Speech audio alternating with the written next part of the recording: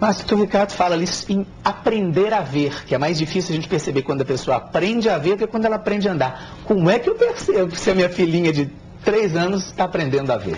Olha, é interessante, são uma série de estímulos que são feitos, né?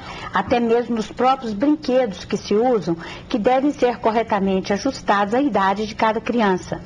E é muito interessante que essa criança seja estimulada de todas as formas a inclusive usar o sentido visual com as demais habilidades que ela vai desenvolvendo. Então, imagine como é difícil para uma criança, e ela deve ser estimulada a isso, por exemplo, saber empunhar a colherzinha, pegar a própria papinha e trazer na boca. Isso tudo exige uma coordenação do olho com as mãos, com o sentido de estimular a distância correta. Se ela bater com muita força, ela pode entornar o pratinho ali, né? Para trazer na boca a posição, a força correta. E isso tudo são habilidades que vão sendo ensinadas. E isso é muito interessante, porque a criança precisa de estar brincando. Ela tem que estar jogando bola, porque com isso ela treina uma outra habilidade visual importante, que se chama antecipação, para saber exatamente o momento que ela vai, por exemplo, fechar para segurar a bola que está sendo jogada, ela saber o tamanho do passo, do pulo exato que ela vai ter de precisar para dar aquela distância que ela precisa, para subir nas árvores e tudo. Ela está treinando habilidades. Essas habilidades vão ser fundamentais. E como a Luciane falava, muitas vezes as crianças hoje ficam tempo demais na televisão e se esquecem que essas habilidades, que a gente mais tarde vai chamar como estereopsia, a visão binocular, a coordenação entre o olho e a mão, vão ser fundamentais na vida dela, para ser um bom motorista, para inclusive segurar corretamente num lápis, na medida em que ela olha, vamos falar da criança na escola, que é a grande preocupação do momento, o que está acontecendo com a educação, não só do Brasil, mas do mundo. Mas o Brasil, isso é um problema, e inclusive o projeto Bom Começo olha para esse lado.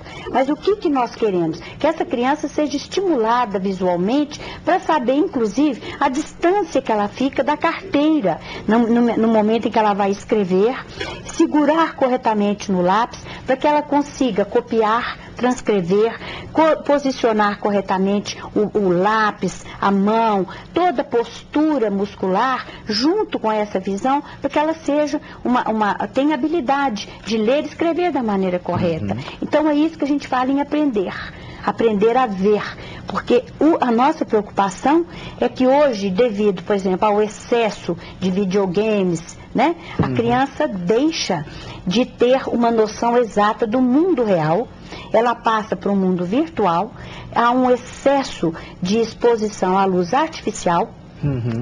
E nós sabemos que, inclusive, isso também agrava a miopia.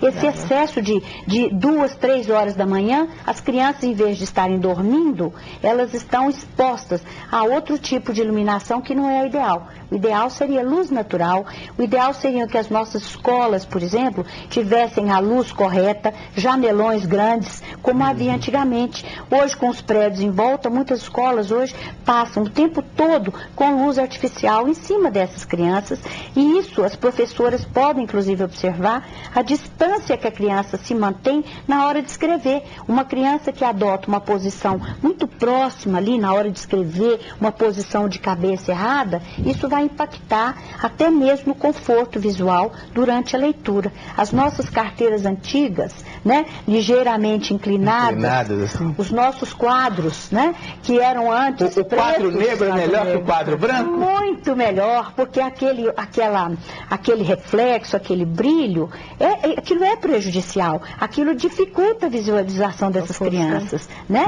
Ofuscam essas crianças. E isso não é levado em consideração. Muitas vezes a criança fica inquieta, quer mudar de posição, chama a atenção dela, muitas vezes a criança quer usar boné, quer pôr a mãozinha na testa, como uma defesa desse excesso de luz, desse reflexo, que ela não sabe visualizar, mas que não está dando para ela ver direito.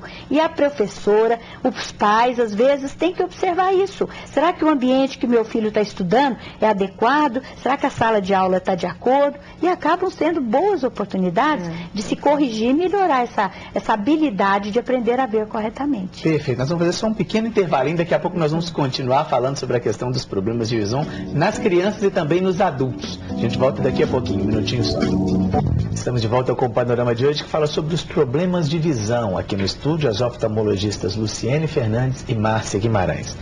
Luciene, o sistema público de saúde hoje, ele dá conta de diagnosticar, de perceber e de, vamos dizer assim, auxiliar as pessoas que não têm, infelizmente, uma condição de procurar um oftalmologista particular para detectar esses problemas de visão e, eventualmente, preveni-los, curá-los, tratá-los melhor? Infelizmente, não, né? Eu acho que o sistema precisa de aumentar o número a acessibilidade. Nós necessitamos de mais serviços para atender essa população. No Hospital São Geraldo, por exemplo, que nós temos o serviço de visão subnormal, existe uma fila de espera muito grande, porque é importante descentralizar os serviços e criar mais oportunidades. Principalmente nós estamos falando aqui de miopia, né? Se nós lembrarmos que um erro refrativo não corrigido é hoje a principal causa de cegueira no mundo. O que é isso? Vamos explicar. Uma miopia. É a miopia mal diagnosticada? Não tratado, o paciente que às vezes conseguiu fazer uma consulta, mas não deu conta de comprar os óculos, né? Então, quer dizer, ele tem uma miopia, mas não consegue tratar, não consegue corrigi-la. A pessoa pode vir a ficar cego? Na verdade, essa cegueira, quando nós falamos de cego, segundo a Organização Mundial de Saúde, não conseguir enxergar um nível de acuidade visual. Não é cegueira total, como a gente tem essa, né? É cegueira em termos epidemiológicos. Então, os erros refrativos, a miopia não corrigida, o astigmatismo mais elevado, eles são considerados a principal causa de cegueira, se considerarmos uma acuidade visual apresentada não corrigida.